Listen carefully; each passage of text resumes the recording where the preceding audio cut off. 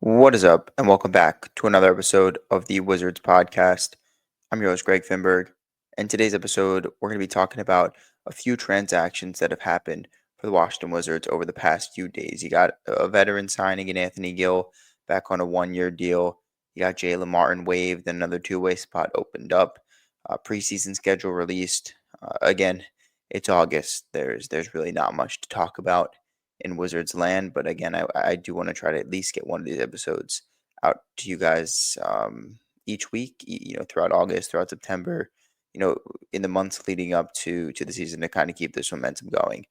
So I do want to lead off the show by talking about somebody who the Wizards waived back on June 29th, and that's Anthony Gill. Again, this is a veteran guy that many expected the Wizards to not guarantee his contract, and the Wizards didn't do that. They ended up waiving him, um, but he's back. Anthony Gill.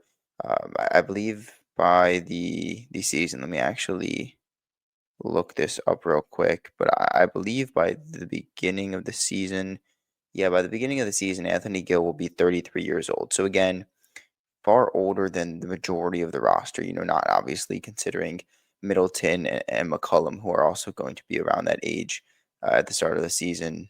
Gill's a lot older and is nowhere near the skill level or the production of a guy like CJ McCollum or of a guy like Chris Middleton. Not a guy that's going to start or play heavy minutes for the Wizards. And that was kind of the reasoning for parting ways. This is a guy that's been your true locker room guy, veteran presence, veteran mentor, whatever you want to call it. Basically the NBA term for a guy that really wouldn't be on the team if it weren't for how good of a guy he is for some of the younger guys. So he mentors them, how he sets a good example, a good precedent for how to come in each day and kind of do your job, how he kind of makes everybody feel welcome. Those are all traits of Anthony Gill. If you took those away, skill wise, he probably wouldn't be a candidate for this 15-man roster or for most 15-man rosters in the league. And that's not to say that Anthony Gill doesn't have game, because there are moments over the last couple of years, especially early in his Wizards tenure, again, been with the team since 2020, that he has shown, he can be a solid forward, a solid option off the bench for the Wizards. He's started many, many games, during his time in DC. The issue that I think a lot of fans have had with Gill hanging around in DC for as long as he has, and obviously, with the Gill signing, I mean, my comments were honestly mostly negative, and I think the reason for that is because people it's just kind of they're scratching their head at the fact that when will this team move on? Gill has been great. He's a great veteran presence, all that, but his re-signing obviously to a 1 year, I would assume veteran minimum deal, which is about 2.3 ish million, that takes away a roster spot, you would presume, from a guy that's in his early to mid 20s and likely has a lot more career ahead of himself than Anthony Gill does. This could be a last hurrah 1 year deal for Gill. Um, you know, but it's pretty clear, I think, that the Wizards, if they're bringing him back, value that type of leadership, value that veteran presence in a locker room full of young guys looking to find their way versus somebody on the back end of that roster, like a Dylan Jones or like a Malachi Branham that are in their, early to mid 20s, but again, are guys that, number one, weren't drafted by the current front office, were acquired via trade this offseason, and aren't necessarily tied to anybody in the organization. They cut ties with them. There's nobody there saying they made bad picks or they made bad trades. They were acquired to get off salary, but to also bring back a second round pick in the process. And that's why the Wizards made both trades. They didn't make the trade to get a centerpiece in Malachi Branham. They already bought out Blake Wesley from that trade. They also, with Colby Jones, it was kind of like, okay, the Thunder need to get off a roster spot. They're going to attach a second round pick, just take on the 2.5 million you owe Jones this year, and then he's off the books the next 2 years. You could waive him, eat that salary, and then move on to the next season. So again, those are two guys I think that are on the end, and they're kind of bubble guys that I think could be waive candidates, if not possible trade candidates. I don't think you'll find a trade with either of them, but definitely guys that are on the bubble. Just for those reasons that I laid out, that again they weren't drafted by Dawkins and Winger. They were acquired via trade, and they weren't the centerpieces of those trades. The centerpiece was the second round pick. So I think those could become two bubble guys with the fact that Washington is now, after the Gill signing, at 16 standard NBA contracts. Teams need to be down to 15 by opening night on October 22nd, it appears. So, obviously with the Gill signing, something has to give, and it could be a trade. I mean, Corey Kispert, again, I've seen no actual trade rumors with him involved. I think the fan base, after a bad year for Corey, shooting it wise as well, just kind of want to see him traded. Also wasn't drafted by the current regime. But again, I've seen nothing with that. I don't know who else could be a possible trade candidate. I've seen some people or fans, inquiring about whether they'll buy out Middleton. I think that's just a very hefty price to pay. I don't know how much money he's going to want to give back. It seems that Smart gave back, a decent bit of money to go ahead and then eventually sign with LA. Gave back around 6 million with the Wiz, signed for roughly 5-ish million per year with LA. So gave back the hundreds of thousands. But again, that's kind of the price he was willing to pay to go to a contender. I don't know if Middleton, who's making 14 more million dollars more per year, than Smart. I don't know if there's a number that him and the Washington could reach, but it just seems like the realistic pathway is Dylan Jones or Malachi Branham getting waived, and like I also mentioned at the top of the show, Washington waived Jaylen Martin. Again, brought him over. He was on Brooklyn um, for a bit at the beginning of last season. There was kind of a mid-season pickup. Was on a two-way deal with Washington. Appeared in 13 games for the Wiz last season. Again, didn't show that much. Wasn't terrible. I kind of liked when he drove to the basket, but again, didn't show me too much in terms of a shooter. Definitely didn't show too much in terms of, okay, the Wizards really need to keep this guy around, and so they waive him, and now they have Tristan Vukcevic and they have Jameer Watkins as their two-way guys right now. That leaves one more open two-way spot. It's possible again that they could convert Dylan Jones to a two-way spot.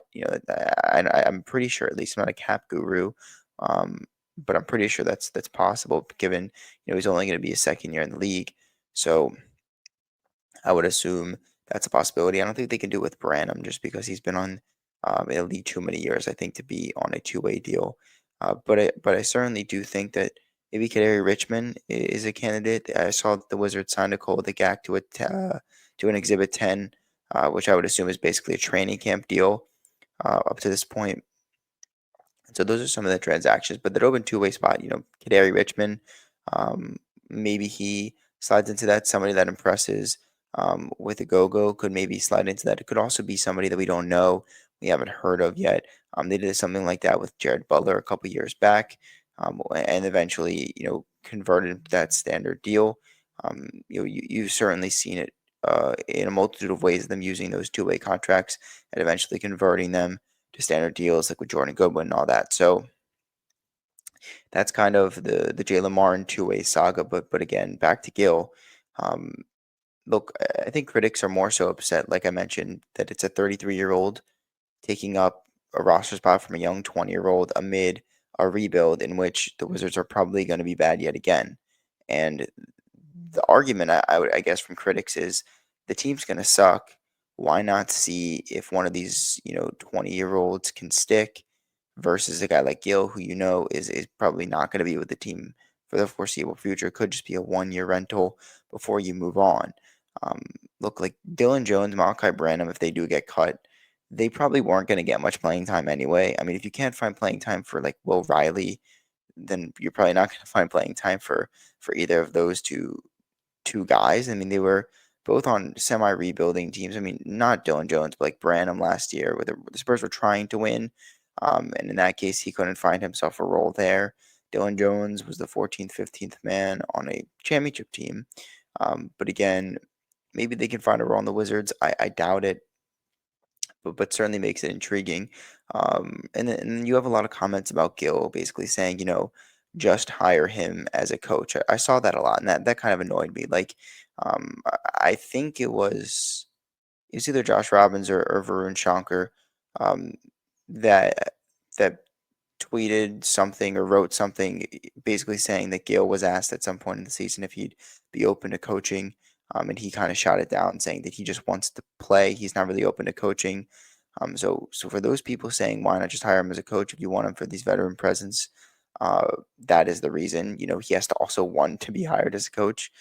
Clearly, Gill still thinks he can play. You also have a lot of people that are like up in arms, which is it's insane to me that for a team that just won 18 games and is probably going to suck again this year, fans are like so genuinely mad and going in like they were legitimately long, you know, heated, animated comments back and forth and under my Gill tweet from fans going back and forth at how angry they are about how the Wizards signed a 33-year-old veteran instead of giving playing time to a pair of younger players that probably won't also be here for the foreseeable future. Like only Wizards fans could get that worked up about the 15th man on a team being a 33-year-old veteran versus it being a 23, 24-year-old younger player that probably won't stick either. So again, I think it's kind of like a non-argument. Like I'm someone that understands that Gill and what he brings to the table is way more valuable than the common fan will be able to see. All they see is box scores and age, and they're not actually behind the scenes getting a look. Neither am I, but I do read and I do know how it works, and I'm mature enough to understand that there's way more that meets the eye to the signing of Gill than just counting stats and the fact that he's going to be 33 on opening night. Like this is a guy that's going to help all these young guys kind of navigate the league, be a vet to some of the rookies maybe. Certainly a well liked guy. I mean, if you're sticking around for this long through regime after regime after regime, coach after coach, different types of players, and you're still signing extensions or you're still signing, new deals in free agency, then clearly you bring something to the table that the common fan on the outside won't be able to see, and that's kind of my approach to the Gill signing. So again, I like the veteran presence, veteran minimum deal. I understand why some people are upset, but again, it's a 15th man. Would you rather that be someone that can truly help the young guys acclimate and develop and kind of, help the organizations, set that standard for whatever culture they want to build? Or would you rather it be a Dylan Jones or Malachi Branham that are probably going to offer more on the court than Gill, but also probably won't be here past whatever guarantees they have on their contracts, which for both of them is just this upcoming season. So um, some people are up in arms. I think it's kind of ridiculous. I like the Gill signing. I like bringing him back as that 15th man. I mentioned Jaylen Martin being waived. That brings me to the third part of it, which is the updated roster. And I like to I feel like this is a continuous um, thing in each of these, or I guess segment in each of these pods throughout the offseason. It's just kind of giving, a little bit of rundown on the updated roster for Washington. At the guard position, you got Bub Carrington, CJ McCollum, Trey Johnson, AJ Johnson, and Malachi Branham. At the wing position, Chris Middleton, Bilal Coulibaly, Keyshawn George, Justin Champagnie, Corey Kispert, Will Riley, Cam Whitmore, and Dylan Jones. And then at the forward positions, you have Alex Sarr, Marvin Bagley III, and now Anthony Gill. That's 16 to 15 standard deals. Like I mentioned, someone will have to get cut, waived, whatever, to get down to 15 standard contracts by the start of the NBA season. I also mentioned I think Branham and Jones could be those bubble guys, mainly because they weren't drafted by Dawkins. They were acquired via trade, not the centerpieces of those trades. I think it'd be pretty easy to part with those two guys, especially with Gill taking on that last spot. Again, wing is very jam packed. Um, guard also five guards there. I think you have plenty. Maybe not enough true point guards there, like some fans have argued, but certainly enough depth there. And then you have Gill there at that forward because Gill's played some small ball five. I think he's at heart a power forward, kind of a true throwback power forward. And so I think if you do need somebody to give you know any type of minutes, if Sarr or Bagley are injured or missing a game or in foul trouble, I certainly think that Gill would be that next man up to kind of fill that void as a small ball center. Then also with Vukcevic and Watkins on the two-way, you have that open slot that you could definitely add some talent there to round out that roster. Um, but that's kind of an update to that. Moving forward, EuroBasket. Again, it's been difficult to find streams for these games. I wasn't even able to find a site that gave actual stats for the second game that France played against Great Britain. Again, there's not too much to harp on for that. Bilal had a big dunk. France won by 7. They're now 2-0 in the friendly matches before EuroBasket, which I believe begins on August 27th. So these are kind of some ramp up games. But France did finalize their roster. They had to make 3 cuts. Of those, noteworthy was Franklin Ntilikina. Um, he was cut. So some NBA players also not making the full team. But Alex Sarr, Coulibaly are part of that 14-man roster. They played limited minutes, not playing 20, 25 plus minutes per game. They both played around 13 to 14 minutes in that opener for France against Montenegro, and they played well, especially Sarr, who led France in scoring with 19 points, 4 boards on 7 of 10 from the field, 3 of 5 from 3, and plus 14 in just 14 minutes. Again, was really impressed with his overall floor game, but that 3-point shot again, 3 of 5 from 3, a good volume. Really thought he played under control, and again, 19 points in 14 minutes is quite impressive. So really like what I saw from him, and then Bilal again was solid in limited minutes. Played just 15 minutes, 10 points, 3 boards, 4 or 5 from the field, 2 of 2 from 3. There were some people that said that they wanted him to do more, that 5 shots wasn't enough. But again, like, how are you going to knock on a player that was 4 or 5 from the field, made both his 3-pointers, a double-digit points, was under control, started the game and played some crunch time minutes. That's a clutch rebound. Really enjoyed the opener from both of those guys on a France team that has good, playing NBA players. They're missing Wemby and Gobert and Fournier, some of their heavy hitters. But you still have guys like Zach Sachet and Yabu Sele, um, Poirier, who's kind of a guy that's played a lot of ball for France. He's been suiting up for them. So their heavy hitters aren't there, but still NBA level talent on that team. And you got Bilal starting both games. You have Sarr leading them in scoring in the first game. So again, don't want to harp too much on the friendly matches of EuroBasket, but I have been intrigued by at least some of the stints of both of those guys getting some run in the off season. Um, I mean, the athleticism of Bilal is on full display. He's going to put some guys on posters at some point this season. Had a really big dunk, like I mentioned earlier, in the second game against Great Britain. Sachet also had a pretty mean dunk on the baseline. Um, Sarr in that second game, I believe I saw a stat that he was 3 of 3 inside the paint and 0 of 7 outside the paint. So again, first game was one of the games where his 3-pointer was on, and you kind of saw a glimpse of why he was drafted number 2. And then the second game was kind of like, hey, we saw this a lot last year. You're really good when you're in the paint and you're efficient, and when you step out and you force fadeaway, turnaround, long twos, and force 3-point shots, you're not willing to work to get a better look in the paint. When those shots aren't falling, it's pretty difficult to watch. And so I think you saw the best of both worlds from Sarr in that first game, and then you also saw the downside and some of those shooting struggles that you saw, the sporadic shooting nights, the inefficiency from outside that you kind of saw from Sarr last season. That's something he's definitely got to shore up. But certainly an impressive opener against Montenegro for Alex, and I'll continue to monitor how those two play later during the tournament, EuroBasket later this month. Another thing to note is the Wizards preseason schedule was released, and it's 3 games for now. I feel like there's usually 4 or 5, so maybe this is just a preliminary schedule, or maybe they did just shrink it. But October 12th is their preseason opener for the Wizards at home against Toronto. That's at Capital One Arena. And then October 13th is at the Knicks. October 16th is at Detroit. Again, there could be some more here, but that's just what the Wizards released the other day. Preseason, I'm sure you'll see the starters early on, and they'll play a decent bit. And then towards the end, I'm sure they'll sit that final game, and you'll kind of see some other players, some other guys get some run to end preseason as the Wizards try to evaluate who makes that 15-man roster. So again, that's probably going to do it, honestly. Like, I don't want to stretch these episodes to just talk about nonsense because there's nothing going on.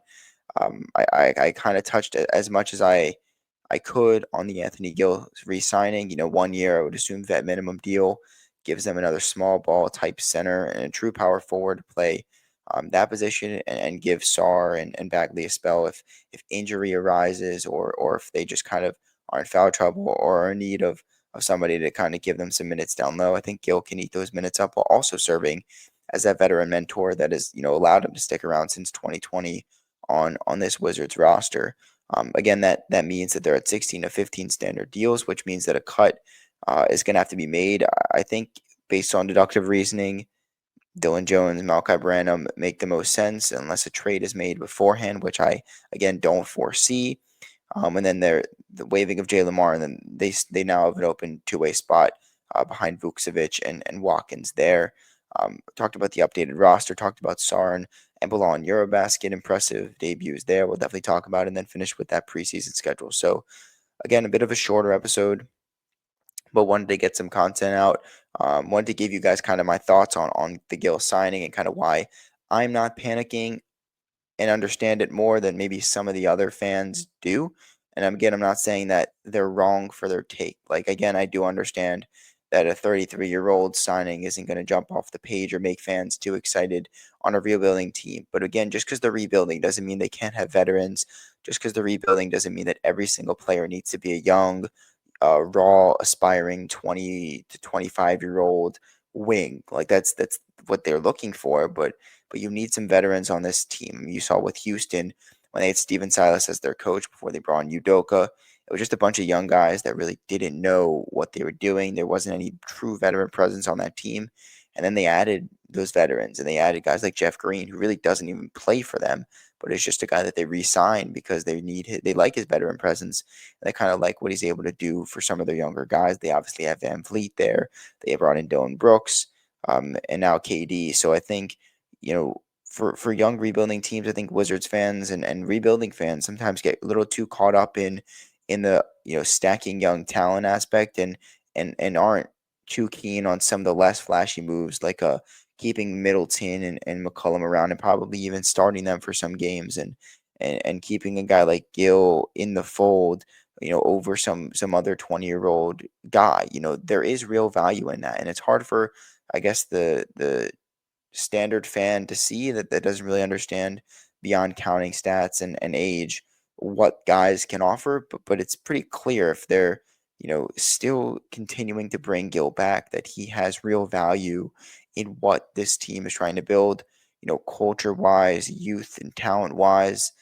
And he seems to be an integral part in that. That's why he's been continuously brought back through regime changes, through coaching changes, and I think that's why I can kind of back it. But again, I'm not going to harp on that too much.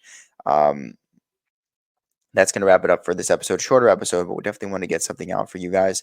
Let me know in the comments if you are one of the fans that are agreeing with me and that kind of understand and like the Gill signing for that veteran presence as that 15th man, or if you're one of the people that disagree with me and disagree with the Wizards and say, hey, that's a 33-year-old. We understand what he can give. Thank you for your service, but it's time to move on and give it to some other younger player on that last 15th roster spot. So again, that's going to do it for this episode. Let me know what you think in the comments.